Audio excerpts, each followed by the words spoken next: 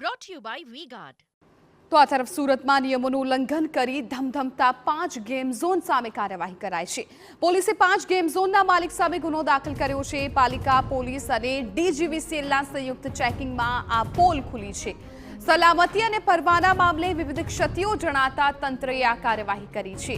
તો હવે સુરતમાં પણ કાર્યવાહી કરવામાં આવી છે અને 5 જેટલા ગેમ ઝોન વિરુદ્ધ કાર્યવાહી કરાઈ છે. સંવાદદાતા બળદેવ સુથાર જોડાઈ ગયા છે. બળદેવ, જે રીતે રાજકોટની અંદર આગની જે દુર્ઘટના બની ત્યારબાદ અલગ અલગ શહેરોનું તંત્ર છે તે કામે લાગ્યું હતું અને પોતાના વિસ્તારોની અંદર જે ગેરકાયદેસર ગેમ ઝોન હોય અથવા તો જે પતરાના જે શેડ ઉભા કરી અને જે મોટા ગોડાઉનો જે બનાવાયા હતા તેની અંદર જે તપાસ કરવામાં આવી હતી તે અંતર્ગત સુરતની વાત કરીએ તો સુરત મહાનગરપાલિકા, સુરત પોલીસ કમિશનર વિભાગ તરફથી અને સાથે સુરત કલેક્ટર વિભાગ તરફથી અલગ અલગ જે બેઠકો બોલાવી હતી અને તમામ અધિકારીઓને જે સૂચના આપવામાં આવી હતી કે અલગ અલગ વિસ્તારોની અંદર જે ગેમ ઝોન છે અથવા તો જે પતરાના જે શેડ બનાવવામાં આવ્યા છે અને તેની અંદર જે મોલ ઉભા કરવામાં આવ્યા છે તેની અંદર ફાયર વિભાગની ટીમો સાથે રાખી અને જે તપાસ કરવામાં આવી હતી તેની અંદર કેટલીક ક્ષતિઓ જે દેખાવામાં આવી હતી કે કેટલીક જગ્યાએ જે ફાયર વિભાગ દ્વારા જે નિયમોનું પાલન છે તે નથી કરવામાં આવ્યું. સાથે સાથે જે કેટલાક નિયમો મહાનગરપાલિકાના જે હોય છે તે પરમિશન લેવાની હોય છે તે કેટલીક પરમિશન લીધો ન હોવાના કારણે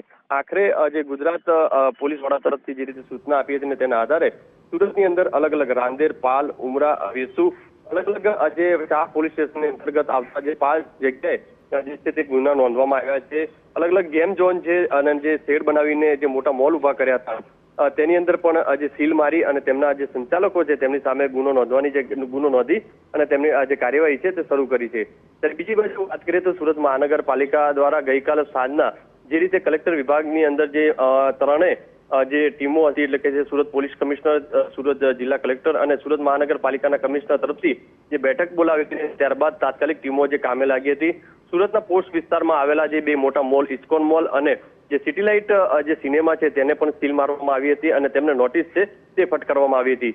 પણ મહત્વની વસ્તુ એ છે હજુ પણ કેટલીક જગ્યાએ જે ફાયર સેફટી નથી અથવા તો જે મોલો છે, જે વિદ્યાર્થીઓને જે જોખમ ઊભું થતું હોય, સ્કૂલો હોય છે અથવા તો મોટા શેડો જે બનાવાયા છે તેની સામે જે કાર્યવાહી કરવા માટેની જે માંગ છે તે ઉઠી છે. જી બિલકુલ બળદેવ, એટલે કે ગઈકાલે પણ સુરત તંત્રએ બેઠક યોજી હતી અને ત્યારબાદ હવે એક બાદ એક કડક કાર્યવાહી કરવામાં આવી રહી છે.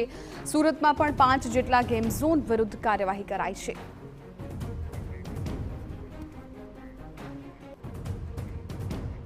Brought to you by V-Guard.